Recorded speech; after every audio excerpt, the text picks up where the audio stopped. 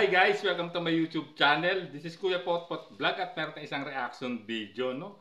Ito yung patungkol doon sa naging upload po ni Kalinga Prab sa second channel niya, yung Sarap Matubang Vlogs. Ito yung upload po niya sa kay Eden, no? At kung saan parang nilab team ni Kalinga Prab ito si Eden kay Papa Franz, no? At alam naman natin na hindi lahat nagustuhan ng upload na yun, guys. Samot-sarong pambabatikos at negatibong opinion ang natanggap noon, no? Although yung iba ay natuwa dahil pampag-good vibes lang yun, hindi naman talaga masasabi nating love team. Ngunit talagang inalmahan yun ng ibang manonood, no? At syempre, bago tayo magsimula, ay mag-shoutout po muna tayo. Mega love shoutout po sa ama ng Kalingap na si Gabal Santos Matubang, Ate Edna Vlogs, Kalinga Prab, 10 ng kanyang mga kasamahan. At syempre, mega love shoutout po sa lahat po ng sumusuporta sa buong team Kalingap. Isang mapagpalang umaga po, tanghali o gabi mga Kalingap, saan man kayong sulok na mundo naroroon. Naway lagi po kayong gabayan ng ating pong may kapal. At yan guys, no, meron tayong topic ngayon, no? At dahil nga doon sa naging negatibong opinion doon sa upload po, no, sa tambalang Eden at Papa Franz, parang may bagong papalit na leading man, no, para i-love team kay Eden, no. Mukhang nanggaling pa ata to sa malayong lugar. So guys, panoorin natin ang maikling video clip na to para malaman natin kung may katotohanan ba o wala. Sa mga supporters po, viewers, sponsor, sana po supportan mo ninyo si Kuya Potpot Vlogs. Yo, maraming salamat. Thank you.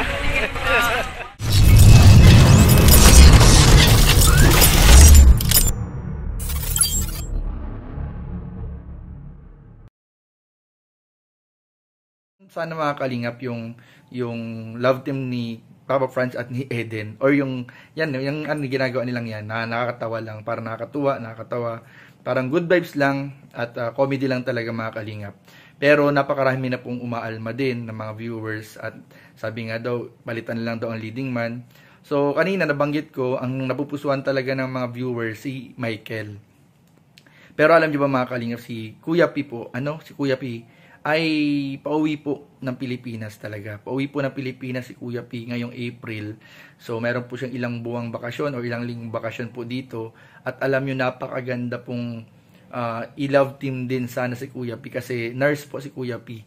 So since nursing po ang kinukuha ni Eden, ay magkakaunawaan po sila mga kalinga pagdating sa profession at sa mga hilig.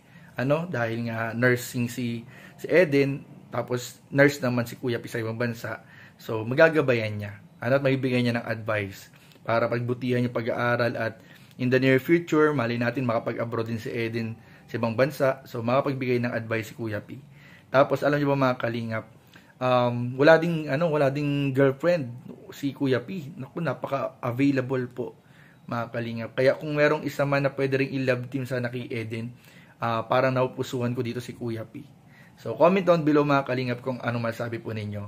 So, yun lamang po at maraming po salamat sa inyo. So, ayan guys, at napanood natin, no, sa totoo lang, ang itong ginagawa po ni Kalinga Prab na pampagood vibes na love team ay malaking naitutulong nito, no, sa kanyang beneficiary, especially, no, sa Kalinga Angel, no, na lalo na yung mga walang sponsor, dahil dito kasi pag nagkakaroon ng love team o serye, no, na ganitong pampagood vibes, nakakaano po talaga to, nakaka-attract, no, nagkakaroon sila ng mas maraming sponsor na tumutulong po, no, sa beneficiary kanyang in-love team. Ngunit hindi lang din naman po sa kay Angels na i-love team, kundi sa ibang beneficiary din po ni Kalinga Prab, no. Sana ay huwag mong masamain din po ng ibang viewers kung nagkakaroon man ng mga love team na ito. Although yun nga kay Eden at kay Papa Franz ay medyo talagang inalmahan po talaga ng iba, at talagang yung iba nagbigay ng negatibong opinion, yung iba natuwa dahil alam naman nila pampagood vibes, kaya lang ang inaano kasi may asawa. So at ayun nga, no, ang inaano po ng mga viewers, no, alam natin ay si Michael, no, ang kanilang pinipair kay Eden. Ngunit pero itong minabanggit dito si Kuya Jens, no, na para bang ito, no, napaparating yung isang best friend po, no, ni Kalinga Prab mula sa Germany na si Kuya P, na alam naman natin na ano yon, may tsura, gwapo, at nalaman natin na single pa siya. At maganda rin to kung sakasakali, no, na ilalab team kasi uuwi to ng Pilipinas para magbakasyon ng ilang linggo or ilang buwan, no. At bagay na bagay sana ang chemistry na, kasi alam naman natin na si Papa P ay isang registered nurse, no, sa Germany.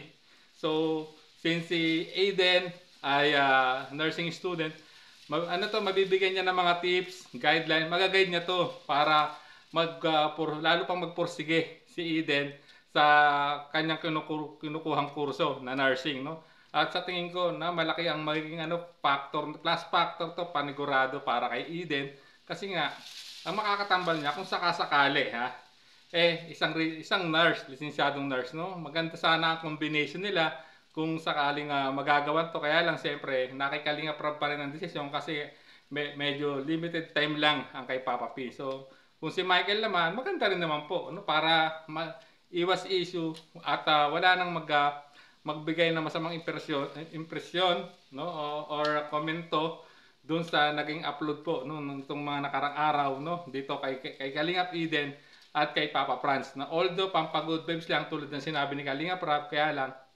umani ng samot-saring komento, no, negatibo at positibo. So ayan, at nalaman natin, no, kung sakasakali, no, maganda sana talaga itong nabanggit ni Kuya Jens na pwedeng maging leading man kay Angel Eden, itong si Kuya P, no? Pero siyempre medyo limited kasi pagbabakasyon lang mostly, hindi niya mapagtutuunan ng pansin kasi pag nag-lab team kasi tumatagal minsan na ilang buwan, isang taon, katulad ng Jomcar sa Edgy, matagal na sila, isang taon na, so mahigit. So hoping, no, kung magkakaroon man, no, ng talagang leading man na parang naangkop din kay Eden, no, kung si Michael man yung sinisigaw ng mga viewers, abangan na lang po natin kung ano magiging decision po dyan ni Kalinga Prab, no, at abangan na lang natin sa kanyang channel kung saan man niyang i-upload, sa main channel ba